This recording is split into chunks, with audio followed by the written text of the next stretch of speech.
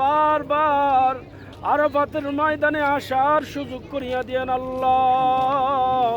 ইয়া আল্লাহ, আরাফাতের ময়দানের বরকত আর রহমত আমাদের নসিব করিয়া দেন আল্লাহ। ইয়া আল্লাহ, জাবালে রহমতের বরকত আর রহমত আমাদের নসিব করেন আল্লাহ। যেখানে আদম আলাইহিসসালাতু ওয়াসসালাম, হাওয়া আলাইহিসসালাতু ওয়াসসালামের দোয়া কবুল হয়েছে, ও মাবুদ, আমরা তো সেই আদম এবং হাওয়া আলাইহিসসালামের সন্তান হয়ে আসছি। রব্বানা যালামনা রব্বানা যালামনা আনফুসানা।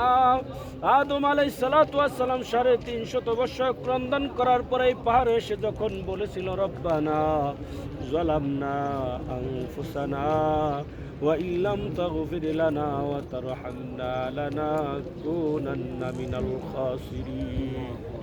আয় আল্লাহ, আমরা আমাদের নফসের উপরে জুলুম করে ফেলাইছি। আল্লাহ, আপনি আমাদেরকে মাফ করিয়া দেন আল্লাহ। এ আল্লাহ, আমাদেরকে ক্ষমা করিয়া দেন আল্লাহ।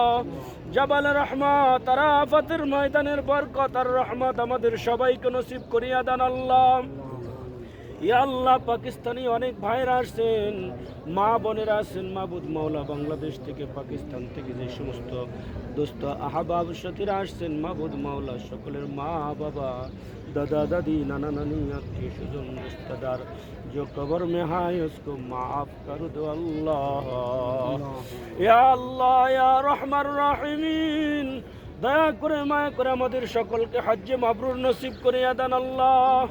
ইয়া আল্লাহ, আরাফাতের ময়দানে লব্বাইক আল্লাহুম্মা লব্বাইক, লব্বাইক লা শারীকা লাক লব্বাইক, ইন্নাল হামদা ওয়ান নি'মাতা লাক ওয়াল মুলক লা শারীকা লাক। তালবিয়া করতে করতে যেন আরাফাতের ময়দানে আসতে পারি, সেই তৌফিক দান করিয়া দাও আল্লাহ।